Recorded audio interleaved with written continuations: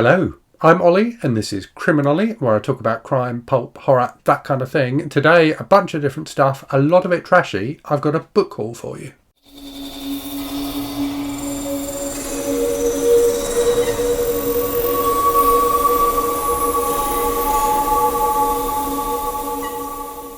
Okay, I'm a bit behind with showing you the books I've been buying and very behind with showing you digital books that I've been buying. So I did suggest in my last physical book haul video that I would do a digital book haul video at some point. I haven't done that yet, but I will do it. I will do it sometime, I promised. But there's that'll be a long one. There's a lot to go through. But I've got a bunch of physical books here in front of me to go through with you. Many of which were bought for Garb August, and indeed some of which have been shown in my Garb August TBR video already. Some of them, or at least one of them, hadn't arrived when I did that video. So anyway, a load of stuff to go through. I'll just get on with it and show you what I've got. So I'm going to start with manga. So I picked up the next 5 volumes of Blood on the Tracks that I needed to read. So I've read all of these now. I read them last weekend. So volumes 6, 7, 8, 9 and 10. Just fantastic. It's such a good series. I am going to do a video on it shortly. But yeah, really do rate this series very highly. I think it's very, very well done, both in terms of the writing and the artwork. Also picked up manga-wise the next 2 volumes of Monster that I needed, so volumes 5 and 6. So again, have read these, they're fantastic. I'm going to do a Monster video at some point, but probably when I've finished the whole series, because I'm 2/3 the way through it now. So that's volume 5, and that is volume 6. And I just love the artwork in Monster. It's so precise. It's kind of cartoony, but there's a real precision there to the drawing. I really think it's fantastic. So that's all the kind of comics and magazine type stuff.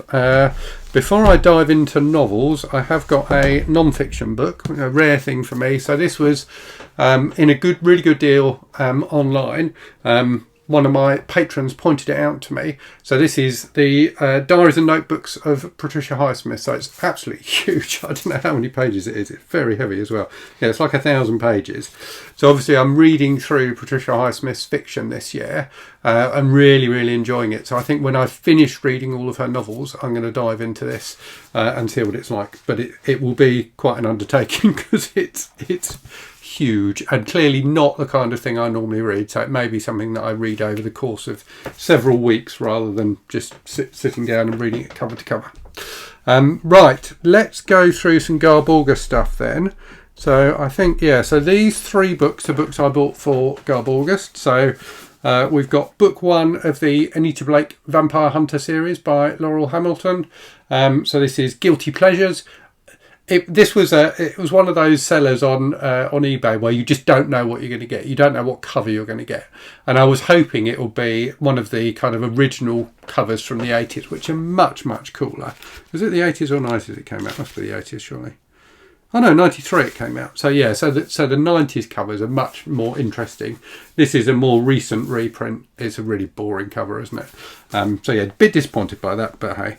And then a couple of other things for Garb August. So Love Over Gold by Susanna James, which is the novelisation of a series of TV commercials that were on, again, I guess in the 90s over here in the UK. Yeah, it came out in 93. So a very popular and effective series of articles about a couple bonding over instant coffee, which got turned into a reasonably long novel. Yeah, it's like 340 pages. So I have read this before many years ago, so looking forward to diving into that again for Garb August. And then also got this, When She Was Bad by the actress Kate Amara, which again is for Garb August. This is one of those annoying covers that looks like a step back cover. It really looks like it should be a step back cover, but it's not. I do wonder if there was a version that had a step back cover, because it so looks like it should be. But anyway, again, I have read this before back in the 90s, so looking forward to diving into that. Then got some random things I picked up from a charity shop. So five of these Mills and Boon doubles. So Mills and Boon, as they're known in the UK, Harlequin as they are in the States. I don't know if they do these doubles. I don't know if Harlequin do these doubles. I don't think they do. But in the UK, Mills and Boon tend to give you 2 books in one. So they do these doubles. And the Mills and Boon Heroes ones, which are in the US, it's Harlequin, Intrigue, and I can't remember. I think there's another romantic suspense line in the US, but I can't remember what it's called. But these are all, you know, from those romantic suspense lines. So I've read the first one of these, Conard County Canine Detectives by Rachel Lee. So that was a lot of fun. This one has also got One Night Standoff, which I think is an absolutely fantastic title, by Nicole Helm. And then this one has got Texas Bodyguard Luke and Danger on Maui. This one has French Quarter Fatale and Protecting Colton's Baby. I love any books with like accidental pregnancies or I don't know if this is an accidental pregnancy. Let's see what it says. Oh no, it's just that someone tries to kidnap Colton, whoever he is, his child. There are loads of books in the Colton series, as there are in the Conard County series, but I don't think you need to read them in any sort of order. This one's got Undercover Rebel and South Dakota Showdown. And then finally this one has got Chain of Custody and Badlands Beware. 2 other things. Actually, there's one other thing to show you which I forgot to get out. So I have shown these in a separate video, but the Witches, the first 6 books in the Witches series. So actually number 1 and number 4 I already had, so let's put those aside. So the new ones I got were book 2, which is The Trial. So this is a pulpy horror series from the 80s by an author called James Dark, albeit that wasn't his real name. That was a pseudonym. So then we've got The Torture, The Meeting, which is book 5, and The Killing, which is book 6. So it's just 2 more books in this series that I need to get, book 7 and 8.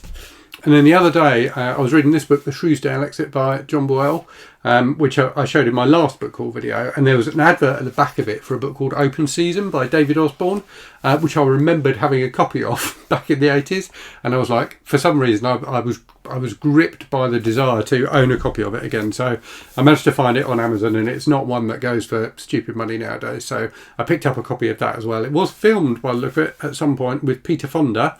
There's no one else that well known in it. Oh, and William Holden. So I might have to see if I can track down a copy of the movie as well and watch that. But I seem to remember it being a quite enjoyable, kind of nasty, brutal thriller. And then finally,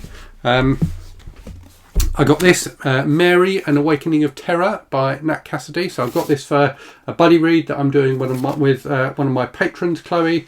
So this is a book that I've seen lots of people talk about and was really interested in reading anyway. But I don't think it was published properly in the UK. So this is a US edition from Tor, and it's really difficult to get a hold of. Well, not really difficult, but you can't just get it from Amazon or something like that in the UK. I had to get a copy off eBay from a reseller. So it does look really, really good, and looking forward to diving into this soon. I almost forgot, I also got sent very kindly by Roy from the fantastic channel Roy Reads Anything, a copy of EastEnders Book 8, Growing Wild by Hugh Miller. So EastEnders, if you don't know, and if you're outside the UK, I suppose you may not, is a long-running and very popular British soap opera.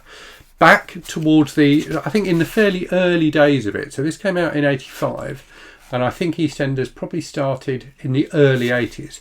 They did a series of like spin-off novels about the kind of like the origin stories, if you like, of some of the characters.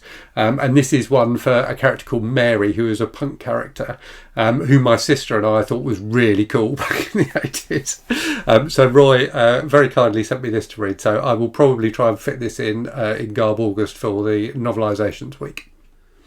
So yes, just a quick book haul there to show you what I bought recently. Let me know if you've read any of these and what you thought of them. And as always, thanks very much for watching. Hope you're safe and well out there. Hope you're reading good stuff. And I'll speak to you again very soon. Cheerio.